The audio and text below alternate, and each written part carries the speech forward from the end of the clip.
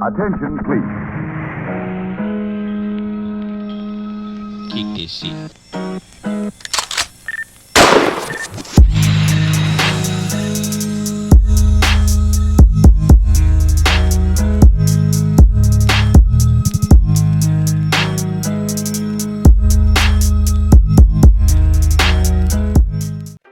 Salut les complotards, moi c'est Babar, et ouais, tu peux un peu te bouger s'il te plaît, ouais.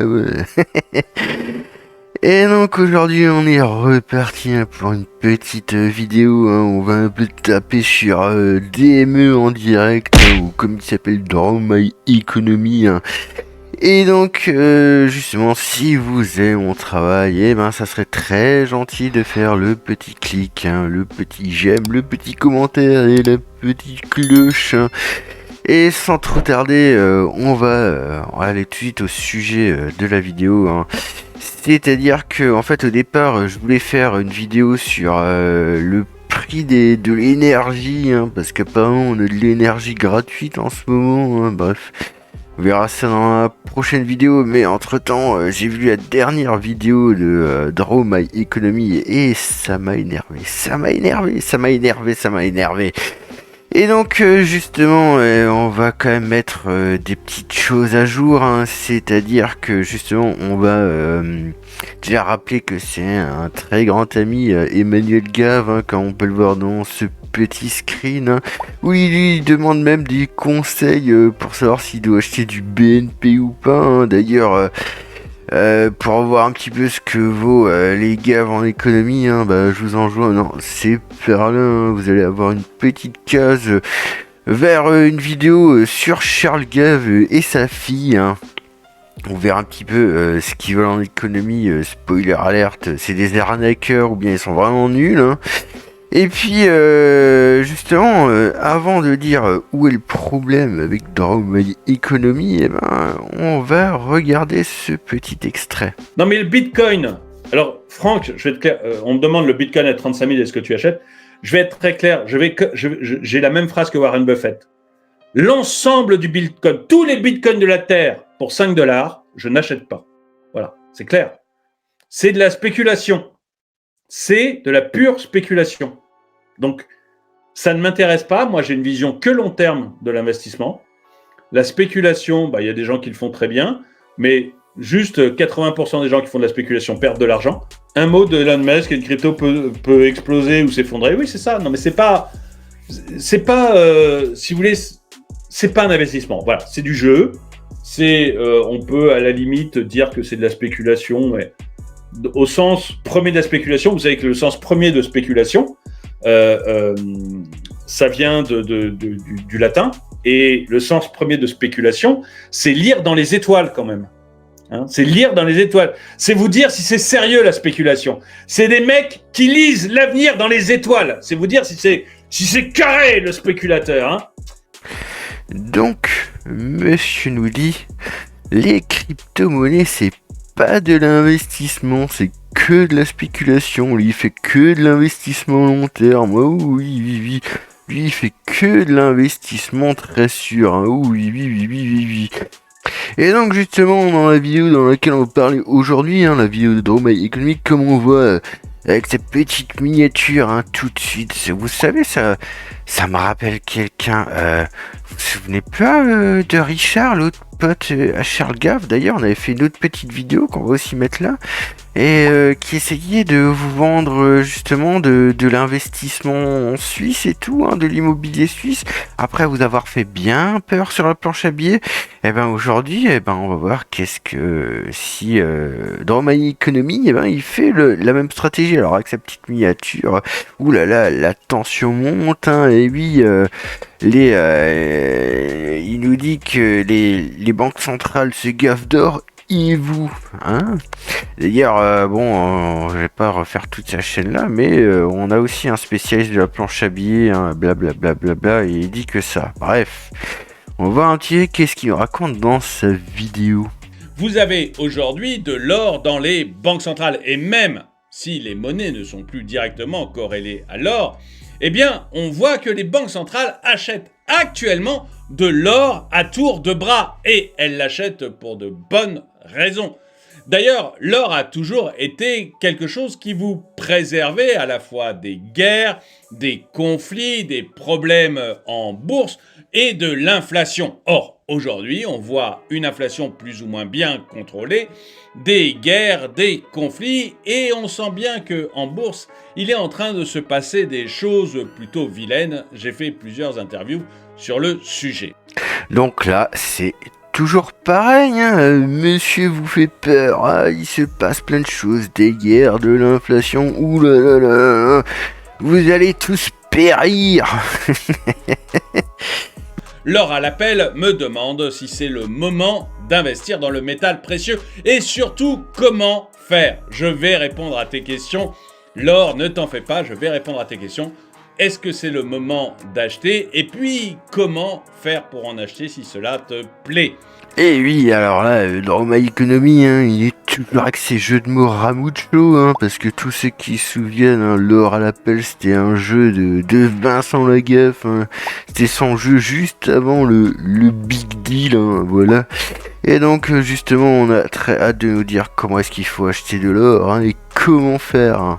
Seulement voilà, ce que l'on remarque, c'est que depuis plusieurs mois, les banques centrales achètent de l'or à tour de bras. Elles en achètent comme jamais. Donc, comme il nous dit en ce moment, les banques centrales en achètent comme jamais, mais vraiment c'est un truc de fou, tout le monde achète de l'or. Eh ben on va vérifier ça juste après, hein, vous allez voir. Bref, les banques centrales achètent de l'or à tour de bras. Entre juillet et septembre de cette année, elles ont acheté 337 tonnes d'or. Ça veut dire que depuis le début de l'année, sur les 9 premiers mois, elles ont acheté près de 800 tonnes d'or. Et si ce chiffre est en baisse par rapport à l'année dernière, moins 27%, eh bien il n'en reste pas moins un chiffre impressionnant. Surtout que l'année dernière, les achats d'or avaient battu des records. Les trois plus gros acheteurs d'or actuellement, eh bien ce sont la Chine, la Pologne et la Turquie. Mais vous avez aussi le Japon qui augmente considérablement ses réserves d'or à l'heure actuelle. Donc, on a monsieur hein, qui nous dit « Ouh là là, les banques centrales n'ont jamais acheté autant d'or. 800 tonnes d'or depuis le début de l'année, depuis 9 mois. Hein. » Alors déjà, ce qu'il faut savoir, c'est que la France a 2400 tonnes d'or. Hein. Donc, si vous vous dites que toutes les banques centrales du monde ont acheté 800 tonnes d'or en 9 mois... Ouais, elles ont acheté de l'or, mais bon, voilà. En plus, ce qui est marrant, c'est que le mec nous dit « Ah, mais finalement, elles ont jamais acheté d'or comme jamais, mais finalement, c'était 27% de moins que l'an passé. » Non, mais vraiment, vous voyez, c'est des détails, mais à ça, on voit déjà que le mec veut vous arnaquer. Et le pire, c'est que, alors... il nous dit que les banques centrales n'ont jamais autant acheté d'or et il nous cite 3 banques centrales. Hein. Donc on va commencer. Hein. On a la Chine. Alors oui, la Chine a racheté de l'or, hein. Mais est-ce que la Chine n'a jamais acheté autant d'or? Bah si, elle a déjà acheté plus d'or dans le passé. Hein. Et alors là, franchement, le mec il nous sort la Pologne. Alors oui, la Pologne a quand même augmenté grandement ses capacités d'or. Maintenant, j'ai envie de dire que la Pologne avait 10 fois moins d'or que la France, donc elle part vraiment de très loin. Hein. Et ensuite, il nous parle de la Turquie, bah, comme vous pouvez le voir, bof. Et alors là, le Japon, moi je sais pas où est-ce qu'il a vu que le Japon avait jamais acheté autant d'or de toute sa vie. Hein.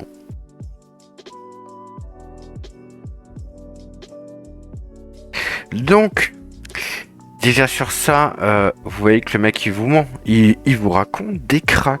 Il vous raconte des cracks. Si vous vérifiez pas par vous-même, il est déjà en train de vous mentir. Et puis, bah, l'or, c'est un actif de plus. Mais c'est un actif qui a aussi énormément d'intérêt parce que l'or n'est pas sensible à l'inflation.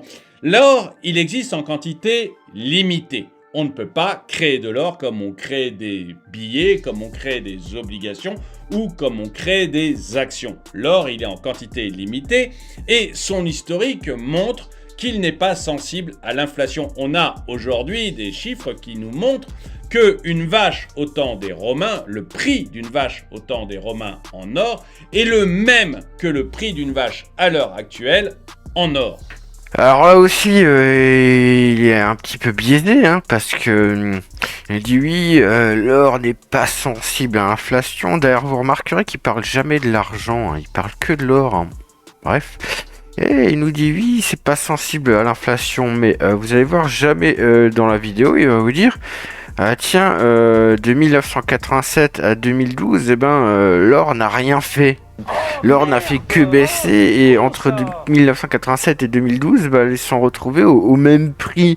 Donc, il vous explique jamais que, genre pendant plus d'une vingtaine d'années, vous avez, comment dire, enfin plus qu'une vingtaine d'années, que pendant une 25 ans, tous ceux qui avaient de l'or, ils sont restés avec quelque chose dont ils pouvaient rien faire, et s'ils le revendaient, ils perdaient de l'argent. Alors c'est bien beau de dire que l'or annule les effets de l'inflation, mais il faudrait quand même un petit peu expliquer les périodes de temps juste avant. Hein. Bon, après il nous dit oui, moi je suis là pour l'investissement à long terme et blablabla. C'est ce qu'on va voir. Hein. Il y a plusieurs moyens d'y arriver. Le premier, évidemment, c'est d'acheter du vrai or, un or physique que vous allez trouver dans des magasins spécialisés. Ça pose deux gros problèmes. Le premier, c'est que pour l'acheter, généralement, vous avez des frais relativement élevés. Les boutiques sont plutôt chères. Et pour récupérer l'argent que vous avez payé en frais, il va falloir attendre plusieurs années que le cours de l'or monte vraiment. Le deuxième, c'est de l'entreposer. Parce que où cacher son or? Faut-il le mettre sous son matelas ou faut-il le mettre dans un coffre à la banque? Si vous le mettez dans un coffre à la banque, là aussi, vous allez avoir des frais plutôt élevés.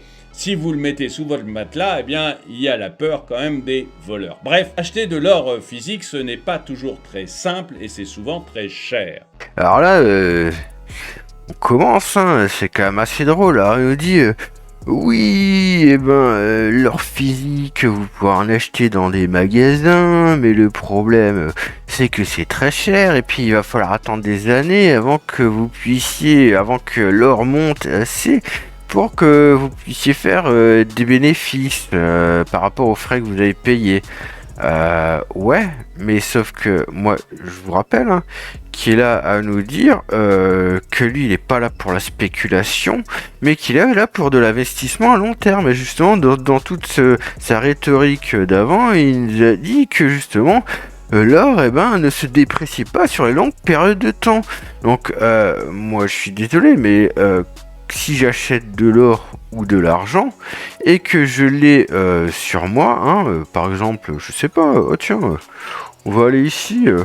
Je sais pas, j'ai un Kookaburra là. Non, c'est pas un Kookaburra. Mais bref, c'est une autre pièce, c'est une pièce d'argent africaine. Hein, là, on peut la voir on peut la voir. Hein, on peut aussi dire là j'ai un Kookaburra. Hein.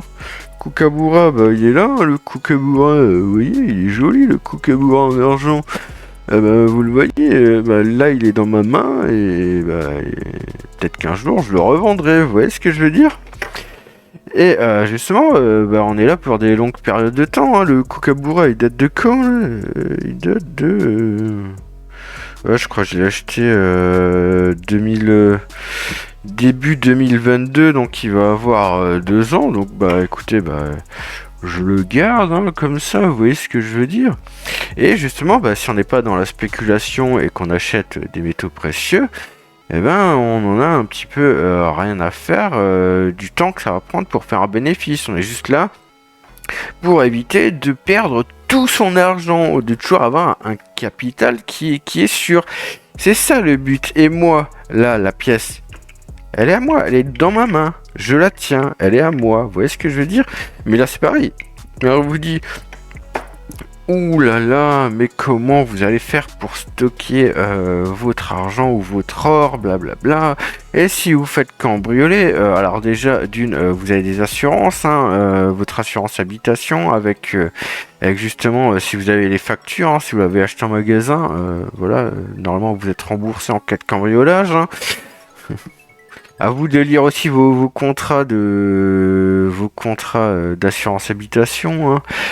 Et ensuite, oui, ce qui pose un problème, c'est que le mec vous dit, ah mais vous pouvez juste acheter dans des magasins. Bah non, vous pouvez pas acheter juste dans des magasins, vous pouvez acheter de l'or et de l'argent sur eBay, hein.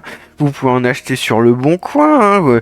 Il y a plein de gens justement qui rachètent les vieilles pièces en francs des années 60 parce qu'il y a de l'argent dedans et qui achètent des centaines et des centaines de vieilles pièces comme ça à un prix dérisoire pour avoir de l'argent chez eux, de l'argent métal. Vous voyez ce que je veux dire, c'est que vous pouvez aussi faire ça entre particulier et particulier, et justement là vous aurez beaucoup moins de frais. En plus, le problème c'est que justement il s'y attarde pas hein, sur l'or et l'argent physique, il vous explique pas du tout. Bon, je vous le conseille pas, mais à la limite, si vous voulez le faire, voilà 2-3 petits conseils, genre par exemple évitez d'acheter des pièces qui sont dans qui ont une valeur faciale d'une monnaie qui n'a plus cours légal. Par exemple, je sais pas moi, les Napoléons or en francs. Ouais, parce que le franc ça n'existe plus, donc vous prenez la taxe sur les matières premières, des choses comme ça, vous voyez. Lui non, il baille tout ça d'un coup. Ah non, achetez surtout pas d'or physique, c'est de la merde grosso modo. Mais on va voir pourquoi. Vous avez une deuxième solution qui est peut-être plus intelligente, c'est acheter des ETF, enfin plutôt des ETC. On va revenir dans une minute sur la différence entre ETF et ETC parce que c'est assez fondamental. Et voilà, et monsieur nous dit, ouh là là, je connais un endroit qui est largement meilleur, c'est d'aller acheter des ETF et des ETC un peu comme des actions en bourse. Vous achetez juste des petits papiers comme ça, et vous avez beaucoup moins de frais, et puis surtout vous n'avez pas de risque de vous faire cambrioler, hein. On va jamais vous voler, hein. Bah oui, c'est sûr, hein. C'est sûr à 100% que votre papier il est garanti par de l'or physique, hein. Bah oui, bien sûr, hein. Mais attendez, c'est pas ça, c'est là où ça va être le plus drôle. Pour faire simple, c'est un fonds qui, lui, va acheter différentes compagnies minières aurifères dans le monde. Plusieurs compagnies minières qui extraient de l'or. Je vous propose d'aller sur Freedom 24 qui sponsorise cette vidéo. Et donc voilà, il faut attendre 7 minutes 42. Hein. C'est-à-dire qu'il faut attendre la moitié de la vidéo pour que monsieur daigne dire « Ah bah tiens, ma vidéo est sponsorisée ». Et il le dit vite, hein, il le dit pendant 2 secondes. Cette vidéo est sponsorisée par Freedom 24 et puis on balaye tout ça comme ça. Mais non. Moi, je suis désolé, ça marche pas comme ça. Il aurait dû dire dès le début que c'était sponsorisé par Freedom 24. Parce que là, il a fait tout un narratif pour dire que, justement, oulala, c'est la galère, l'économie va pas bien, ça serait bien de mettre plutôt votre argent dans l'or. Ah, mais surtout pas de l'or physique. Surtout acheter des ETF de sociétés minières, c'est super. Et justement, vous pouvez le faire par Freedom 24 parce que c'est sponsorisé par eux. Non, mais c'est une blague, hein. Franchement, moi je vous dis, si un jour j'ai des propositions, je sais pas, comme NordVPN et compagnie, alors moi je vais vous le dire, je vais toutes les accepter. Non mais je vais vraiment vous expliquer, je vais toutes les accepter et je vais dire tout de suite NordVPN c'est le meilleur VPN de toute la planète, de tout l'univers, même jusque sur Mars, hein, même les extraterrestres sont jaloux, hein. Je vais dire que de la merde comme ça et je vais accepter. Par contre, je ferai jamais une vidéo sponsorisée comme ça, où justement je vais dire ah bah tiens oh bah non, je vais faire tout un narratif comme ça pour vous faire peur et puis à la fin je fais ah bah finalement voilà la solution, un peu comme Richard Détente, hein, voilà la solution. Eh bah ça tombe bien parce que vous avez ce sponsor de la vidéo. Non mais franchement, ils se foutent vraiment de la gueule du monde. Arrêtez de les écouter, ces gens-là, c'est juste des arnaqueurs. Ils se font du fric sur vous, vous êtes leur business plan. En fait, Leur business plan, c'est de vous faire peur et de vous vendre des lettres d'investissement. C'est ce que je vous ai toujours dit. Et là, on a encore un nouvel exemple. Et comme par hasard, c'est toujours un proche de Charles Gave. Vous voyez, c'est toujours pareil. Encore, on n'a pas encore tapé sur un Isla Genève. Mais on va aussi se le faire un jour. Bref. Et on n'a pas encore fait non plus Charles Sana. Mais en fait, on l'a fait dans une autre vidéo qui sortira, je sais pas quand aussi, qui sera sur l'or. Bref. Et on va regarder un petit peu qu'est-ce qu'il nous raconte ensuite. Et sur lequel vous voyez ici plusieurs fonds, des ETF et des ETC. Les ETF, donc, comme celle-là, celle-ci, Vanek Vectors Gold Miner.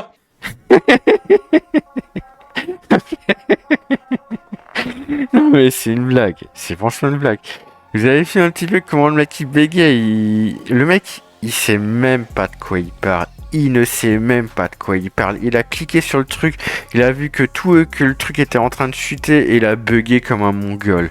Non mais franchement c'est risible. Alors pour info, moi j'ai regardé un peu, le TF, pour l'instant, il est un petit peu en chute depuis 3 ans, hein, donc il nous donne pas forcément, alors que pourtant l'or a plutôt été stable, donc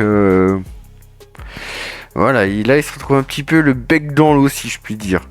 Vous avez une deuxième solution, c'est d'acheter un ETC, et encore une fois, on verra la différence entre ETF et ETC, c'est extrêmement important.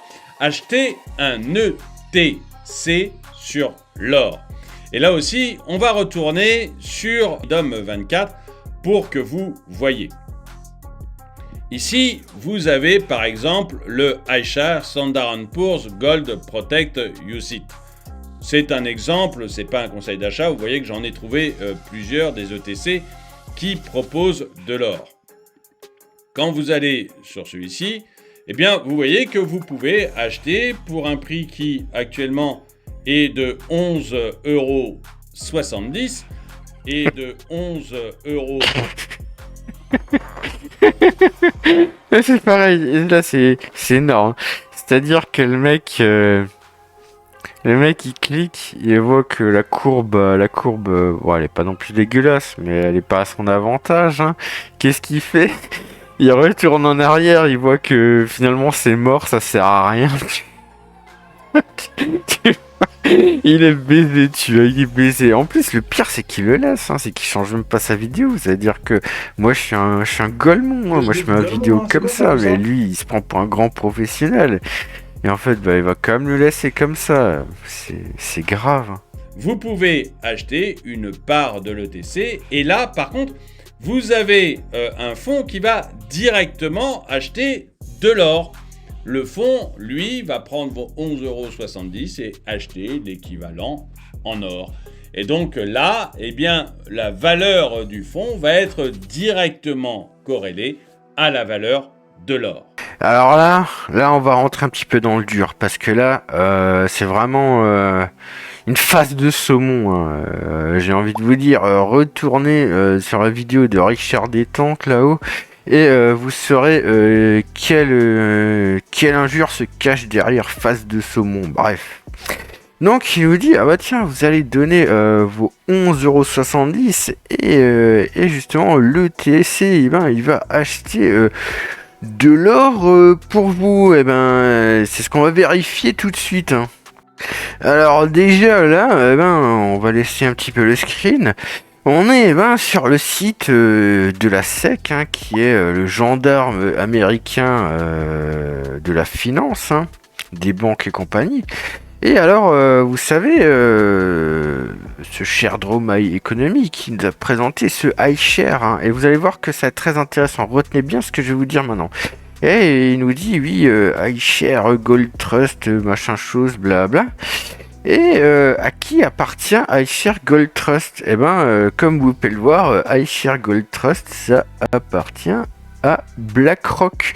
Donc on a ce cher Dromai Economy qui nous fait de la pub pour BlackRock. Et en plus, on va lire un petit paragraphe qui est très intéressant, hein, et parce que voilà, c'est ce qu'ils écrivent un petit peu à la SEC, et ils nous disent: la quantité d'or représentée par les actions de la fiducie diminuera au cours de la durée de vie de la fiducie en raison des ventes nécessaires pour payer les frais du sponsor et les dépenses de la fiducie. Sans augmentation du prix de l'or suffisante pour compenser cette baisse, le prix des actions diminuera également et les investisseurs perdront de l'argent sur leur investissement. Le trust aura une durée de vie limitée. La liquidation de la fiducie peut survenir à un moment où la cession de l'or de la fiducie entraînera des pertes pour les investisseurs. Donc c'est-à-dire qu'il est en train de nous dire, là, BlackRock, ils nous disent que justement, le problème, c'est que voilà, ils ont de l'or et puis ils ont des dépenses, donc ils sont obligés de vendre de l'or ou justement des bénéfices par rapport à l'augmentation du prix de l'or pour payer les frais, parce que forcément ils ont des frais, tous ces gens-là, puisque soi-disant, ils stockent de l'or, ou bien il y a des gens qui stockent pour eux de l'or, et donc forcément, ils doivent payer des frais. Donc, si le prix de l'or ne monte pas, eh ben, eux, ils perdent de l'argent.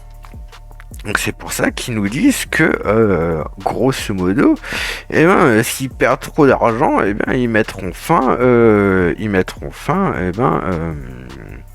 à l'ETF. Et alors, moi, je voudrais vous rappeler quelque chose. Est-ce que vous vous souvenez de l'affaire GameStop? Bah oui, parce que, rappelez-vous, moi, là, mon petit Kookaburra, bah il est là, il est dans ma main, hein. Oh, je l'entends, vous l'entendez pas? Et il est là.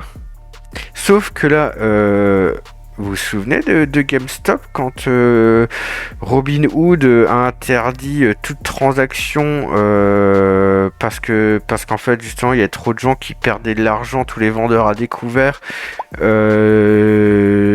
bourses, de la bourse, ils perdaient de l'argent, et que Robinhood d'un coup ils ont arrêté justement toutes les transactions sur GameStop, et que justement tous les acheteurs et tous les vendeurs se sont retrouvés comme des cons.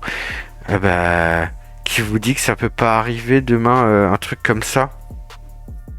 Vous avez aucune garantie. Votre or, vous l'avez pas, hein. Vous l'aurez jamais, hein. Vous avez juste un petit papier, même pas un petit papier, vous avez juste votre site Freedom 24 qui dit que vous avez acheté un ETF sur l'or, hein.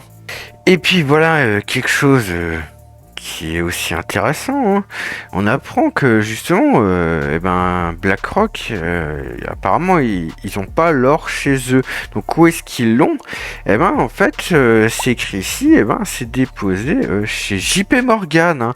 Et JP Morgan lui aussi il dépose quelque part son or.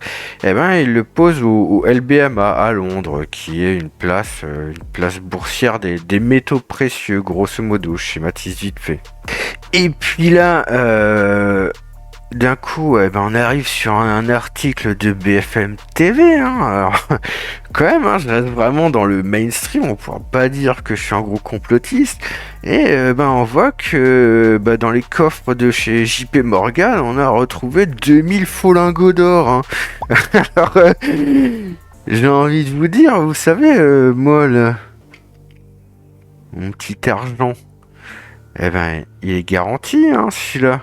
C'est-à-dire que c'est du 4x9, hein, et en plus, vu que j'ai dans la main, justement, si je commence à le peser et à le mesurer, justement, je peux examiner s'il a la bonne densité. Vous voyez ce que je veux dire? Et s'il a la bonne densité, je peux vérifier que, justement, la densité de ma pièce, la densité du métal correspond bien à la densité de l'argent.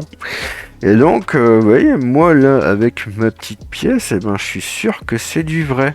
Et puis là, on arrive encore sur un autre article, hein, toujours par rapport à JP Morgan, hein. Il y a JP Morgan qui a payé 920 millions de dollars pour avoir manipulé le marché des métaux précieux. Je vais dire, donc là le problème c'est que vous ayez de l'or ou de l'argent physique ou un ETF ou un ETC, en fait forcément, si JP Morgan manipule le cours des métaux précieux, bah, ça vous fera le même souci. Vous voyez ce que je veux dire? Le seul problème, c'est que justement, quand vous achetez un ETC, comme il vous le dit là, ce cher Dromai Economy, eh ben, vous participez au fait que des gens comme JP Morgan puissent justement manipuler le cours des métaux précieux. Alors que moi, là, justement, avec mon argent et mon or physique, eh ben, en fait, au bout d'un moment, bah, si tout le monde faisait que du physique, quand il n'y a plus d'or, il n'y a plus d'or et on peut pas inventer des petits papiers qui sont garantis par de l'or, mais en fait il y a plus de petits papiers que de l'or. Eh ben oui, parce que là on va aller sur un petit papier de SchiffGold. Alors c'est quoi SchiffGold? Eh ben SchiffGold, c'est un site qui vient de Peter Schiff, hein, le grand investisseur. Alors c'est vrai que sur certains points on peut le critiquer, hein, notamment sur les cryptos ou des choses comme ça, hein, un peu comme ce cher Dromai Economy, hein, qui critique aussi les cryptos, mais alors il dit oui, c'était à 20, c'est monté à 45, puis c'est retombé à 20, mais il dit pas que c'est monté à 66 entre temps, mais bref. Et je veux dire, mais là, l'article que je vous présente, eh ben en fait, Peter Schiff, qu'est-ce qu'il fait? Il fait juste, enfin, c'est sûrement pas lui, c'est des analystes à lui. Eh ben, il fait juste une analyse des chiffres bruts. Il fait pas une prédiction. Vous voyez ce que je veux dire? Donc, l'analyse sur les chiffres bruts, c'est là où on peut pas la nier. Les chiffres, c'est les maths. Et qu'est-ce qu'il nous dit? Eh ben, il nous dit que sur le COMEX, hein, qui est la plus grosse place des métaux précieux, hein, eh ben, vous avez 3 onces d'or papier pour 1 once d'or physique, hein. Et il nous dit que sur l'argent, c'est encore pire. Sur l'argent, vous avez 16 onces d'argent papier pour une seule once d'argent physique dans les coffres, hein. Donc, vous voyez bien déjà que là, ce cher Dromai Economy, il vous dit ah mais ça c'est sûr à 100%, c'est sécure et tout. Eh ben non, pas du tout, hein, parce que d'une, le cours est manipulé, de deux, vous avez jamais le physique dans les mains. En plus, je veux dire, vous avez plus de papier, que de physique. En plus, apparemment, il y a des faux lingots, hein, alors ils disent 2000, mais c'est ce qui a été trouvé, hein, donc qu'est-ce qu'il a? Et puis, j'ai encore envie de vous dire autre chose. Comme j'ai dit, bah, vous avez aussi l'affaire GameStop qui a montré toutes les limites de tous ces brokers. Mais attendez, parce qu'il y a encore une autre limite, hein. C'est-à-dire que, justement, avec le Covid, eh ben, c'était pareil, hein. On avait eu un peu comme l'affaire GameStop, et ben on avait le LBMA qui avait dit ah bah tiens, j'arrête toutes les transactions, ça suffit. C'est toujours pareil. Alors justement, là ce qu'il est en train de vous dire, et ce que je trouve absolument répugnant, Dromai Economy, il vous dit ah mais moi je suis contre la spéculation, donc comme je suis contre la spéculation, eh ben il faut investir dans l'or, dans les métaux précieux, parce que c'est ça qui est le plus sûr. Vous pouvez pas avoir plus sûr. Ah mais surtout pas de physique, hein, parce que c'est de la merde. Allez chez un broker et là c'est le plus sûr. Ah oui, là c'est sûr, c'est pas de la spéculation, hein. C'est sûr que quand vous avez 16 onces d'argent papier pour 1 once d'argent physique dans les coffres, c'est surtout pas de la spéculation, hein. Quand vous avez 2000 faux lingots d'or découverts, ah ben non, c'est sûr, il n'y a pas de spéculation, hein. Quand le cours est manipulé, il n'y a pas de spéculation. Ou quand GameStop, on interdit aux gens de revendre leurs actions, c'est pas de la spéculation, c'est toujours pareil en fait. À partir du moment où vous faites appel à un tiers comme ça et qu'il y a une crise, et ben les règles elles changent, c'est toujours pareil, elles changent pas dans votre sens, elles changent dans leur sens à eux. Donc vous serez perdant. Le seul moyen de pas être perdant, et ben c'est d'avoir vos petits argents physiques, c'est la seule chose. Tant que vous l'avez en main, c'est à vous. Voilà, et ça, vous voyez, ça, eh ben, il peut y avoir une crise, on peut interdire la vente, enfin, je veux dire, il peut même couler là son site de merde. Eh ben moi ça change rien, hein, parce que si son site de merde il coule, qu'est-ce que vous allez faire? Vous ferez rien du tout, hein. C'est qu'alors il critique les crypto-monnaies, machin chose, parce que si, il y a plein de sites qui ont disparu, mais son site de merde c'est pareil, hein. Si du jour au lendemain il coule, hein, vous aurez tout perdu, hein. Alors, acheter des ETF ou des ETC, des ETF de compagnies minières aurifères ou des ETC sur l'or, ça a un énorme avantage sur le fait d'avoir de l'or physique. L'avantage, c'est des coûts extrêmement réduits de gestion généralement, et puis également des coûts d'achat ou de vente qui sont beaucoup plus faibles que quand vous achetez de l'or physique. Et puis surtout, vous ne craignez pas trop à ce moment-là les voleurs. Non mais les gars, là c'est une blague. Hein, vous ne craignez surtout pas les voleurs, hein. Mais moi je suis désolé, mais là il est en train de faire la pub pour les plus gros voleurs de la planète. Il est en train de faire de la pub pour BlackRock. Et genre le mec, vous voyez ce que je veux dire, c'est que là avec tout ce que je vous dis avant, le mec vous fait croire que c'est du sûr que vous allez pas vous faire voler. Alors que justement, on a vu qu'il y a 3 onces d'or papier pour 1 once d'or physique. Et oui, hein, mais vous craignez surtout pas les voleurs, hein, il y a 2000 lingots découverts. Hein. Non mais, je vous jure, ces gens-là, ils méritent des claques. Mais ça a aussi des risques importants. Lorsque vous achetez un ETF, vous possédez des parts du fonds. Le ETF étant un fonds qui a acheté différentes compagnies minières. Donc là, vous possédez des parts du fonds. Si jamais le gérant du fonds, mettant BlackRock par exemple, fait faillite, c'est pas très grave parce qu'en fait, vous avez des parts de ce fonds, il reste les compagnies minières qui ont été achetées, on liquide le fonds et vous touchez toujours l'argent qui correspond à ces parts. Donc là, c'est pareil. Alors déjà, ce qui est marrant, c'est tiens, d'un coup, il parle de BlackRock, hein. Il a présenté le iShare. Tiens, c'est une simple coïncidence, hein. Bah oui, hein. Et puis là, il nous dit oui, mais c'est pas grave, hein. Jamais BlackRock cool. Si vous avez un ETF sur les compagnies minières, justement, vous risquez rien parce que vous aurez toujours vos parts et blablabla. Mais c'est toujours pareil. On en revient à ce que je vous ai dit pour GameStop ou pour le nickel. Au LBMA, c'est pareil. Quand il y a une crise, les règles changent et elles ne changent pas en votre faveur. Et donc, vous ne pouvez pas spéculer sur le fait que les règles ne changeront pas. Sur les ETC, qui sont, sur l'or ou différentes matières premières, c'est très différent. En fait, un ETC, ce qu'il émet, c'est une obligation. Vous achetez donc une dette du fonds. Et du coup, si le fonds fait faillite, vous perdez l'ensemble de votre argent. Bref, quand vous achetez des ETC sur l'or, vous devez faire extrêmement attention à la compagnie qui émet cet ETC. Si c'est BlackRock ou un autre géant, les risques de faillite sont extrêmement faibles. Mais si c'est une petite entreprise pas trop connue, là, vous prenez beaucoup de risques. Alors là, maintenant, il vous dit, si l'ETC fait faillite, la compagnie fait faillite, oui, vous perdez tout. Quelque part, là, il est obligé de le dire. Au moins, il dit au moins ça, mais est-ce qu'il nous parle du fait du nombre, justement, de d'onces d'or papier par rapport à le nombre d'or physique dans les coffres? Non, hein, surtout que Peter Schiff, il nous dit que apparemment il y a quand même plus grand chose dans les coffres, hein, donc pourrait y avoir une rupture d'ici peu. Et en fait c'est quelque chose qu'on observe depuis déjà des années, surtout sur l'argent, que il y a vraiment plus beaucoup d'argent métal dans les coffres et qu'un jour il va y avoir une rupture, ou bien tous les grands groupes genre Tesla et tout qui ont besoin de beaucoup d'argent dans la production industrielle vont commencer à acheter tout l'argent qu'ils trouvent, et d'un coup le cours de l'argent pourrait exploser.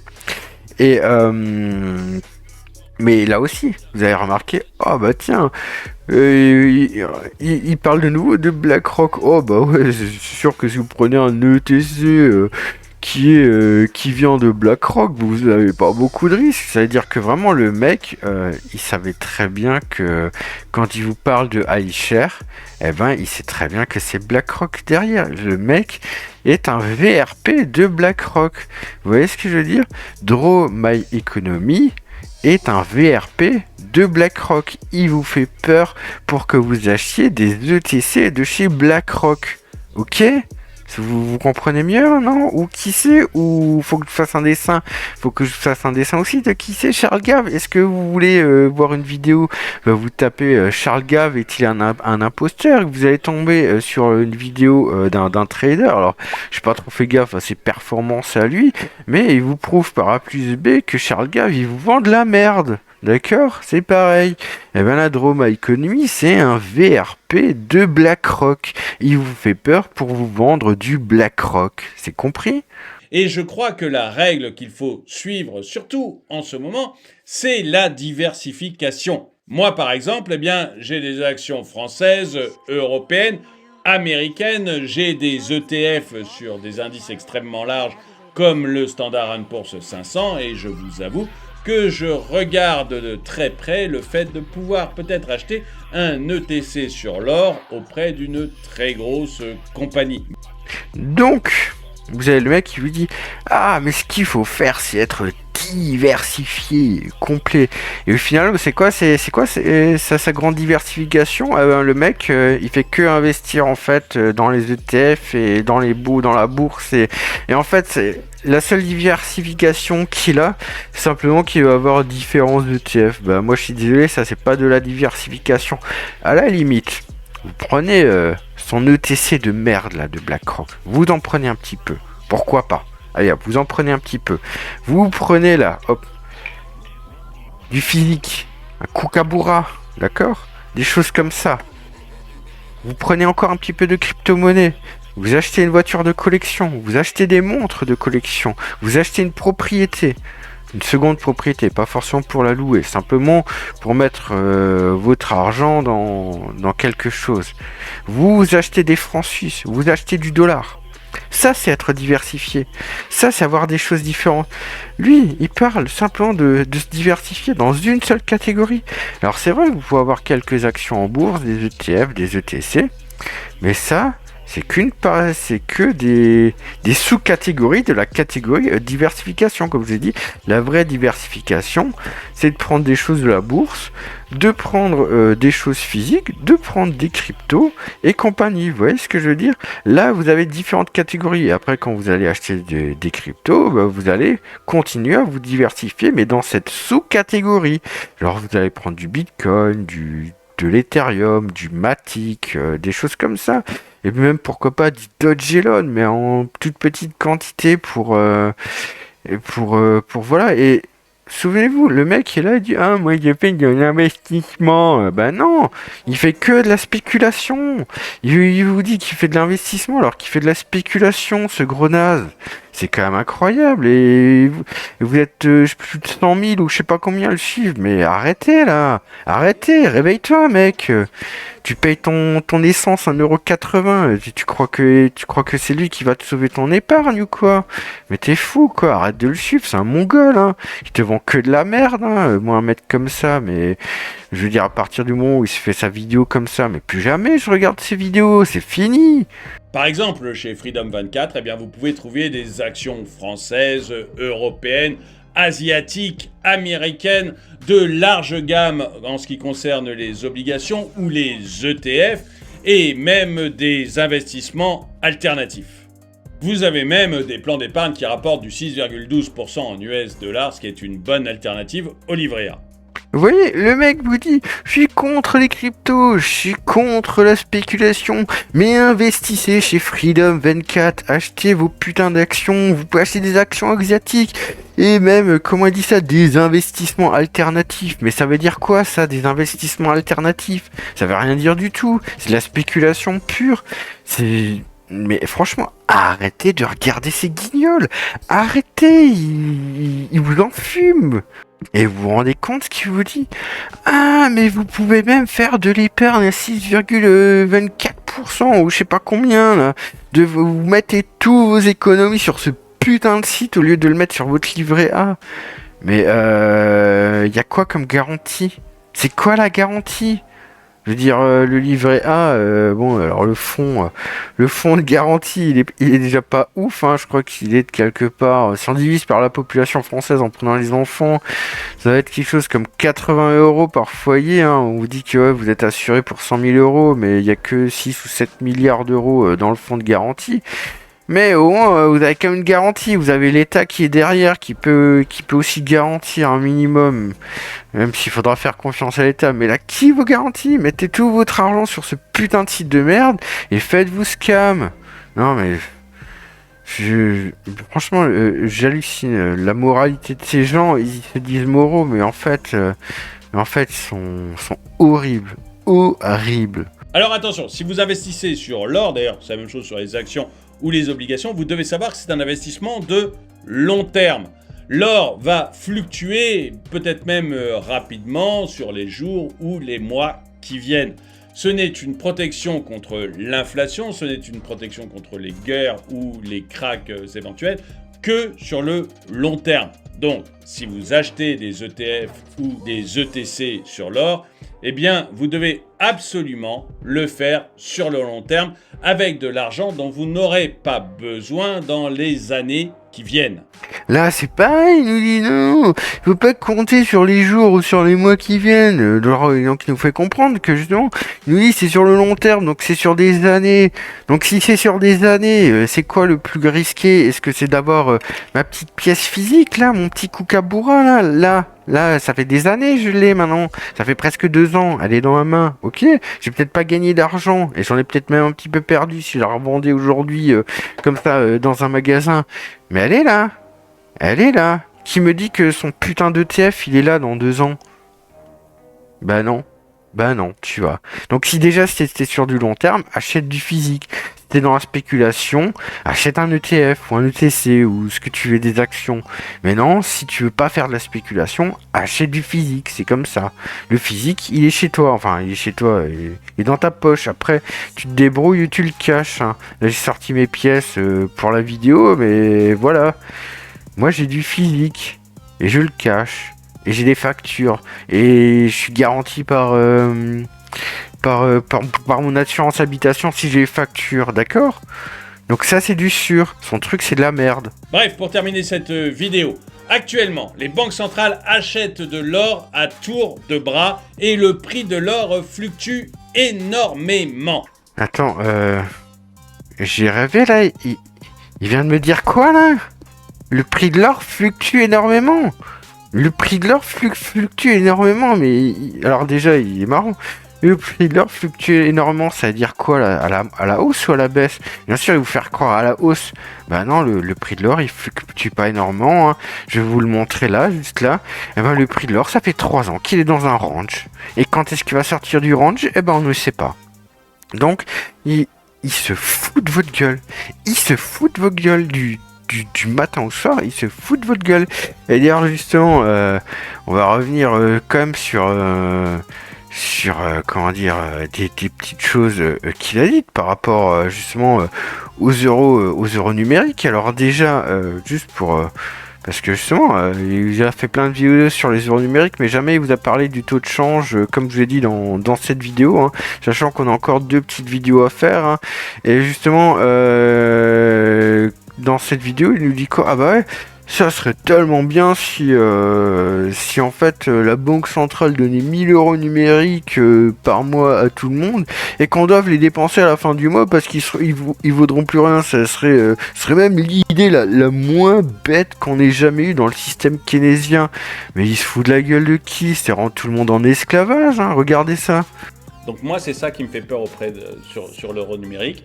La seule justification pour moi, c'est la relance commerciale, keynésienne, entre guillemets. C'est-à-dire, on crédite tous les comptes de 1000 euros valables un mois et les gens dépensent leur argent. Et ça recrée de l'activité économique. Ça serait même une relance la relance keynésienne la moins idiote que l'on peut faire. Donc pourquoi pas. Mais à côté de ça, vous avez une telle possibilité de flicage de la population que ça me paraît extrêmement dangereux. Et puis, il nous dit ah, mais les banques commerciales, elles ont peur de l'euro numérique parce qu'elles serviraient à plus rien. Mais c'est déjà le cas, hein. Quand vous faites un virement automatique, le système il s'appelle TIPS, hein, et TIPS, qui c'est qui le tient? Eh ben, c'est la BCE, hein. Donc en fait, quand vous faites un virement automatique, ce qui se passe, c'est que votre banque, eh ben, c'est plus qu'un prestataire de service pour la BCE, et ça leur convient très bien parce qu'elles sont rémunérées pour ça, tu vois. Les banques commerciales, c'est-à-dire que la BNP, la Société Générale, la Poste, même la Poste, enfin tout le monde s'est alerté de cet euro numérique. Ils ont tous dit, mais attendez, si vous sortez de l'euro numérique, pourquoi les comptes des particuliers ne seraient pas directement auprès de la BCE? Et dans ce cas, vous auriez en direct les dépenses de chacun. Et la première chose qu'a dû faire la BCE, c'est donc de rassurer les banques centrales en leur promettant que jamais ça n'arriverait et que les comptes seraient auprès d'elles.